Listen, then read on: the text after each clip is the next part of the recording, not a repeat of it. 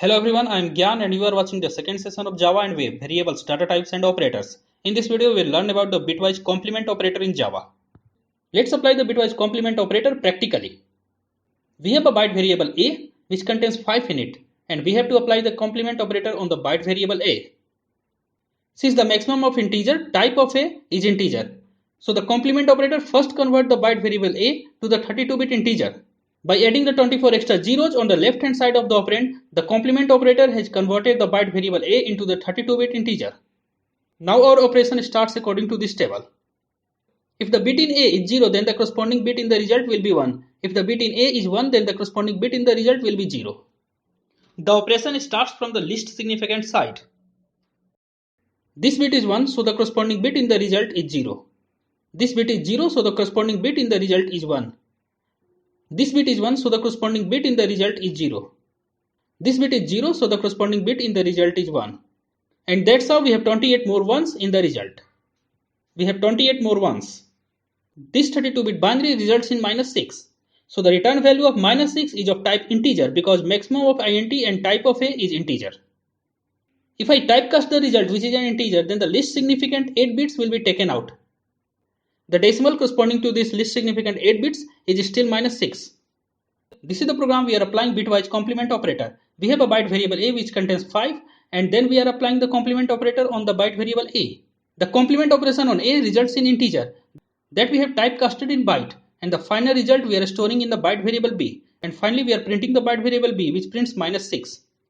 Let me apply this program practically. Open the file bitwisecomplement.java. This is the program we just discussed. Save and compile it. Java C bitwisecomplement.java. It compiles fine and then run it Java bitwise complement. It runs fine and printing minus 6. Let me make some more update on the bitwise complement.java.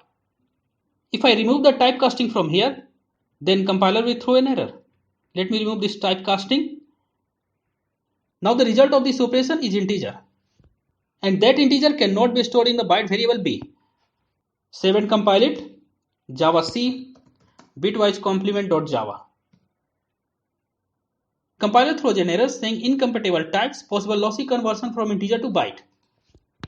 Let me update the file again and typecast this operation like this.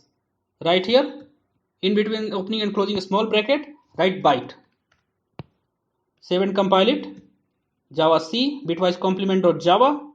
Compiles fine and then run it Java bitwise complement. It runs fine and printing minus 6. Since unlike AND or a JOR operator, there is no two operands, so applying typecasting like this actually typecast the overall result. Unlike bitwise AND or a JOR, we cannot apply the bitwise complement operator to the boolean variables or returns. So we cannot write here like this, complement true. This is an error. Let me try to compile it. Java C bitwise complement.java. Compiler throws an error saying bad operand type for unary operator bitwise complement. We can also not apply the fractional number to the bitwise complement operator. We cannot write here like this. We cannot write complement 5.2.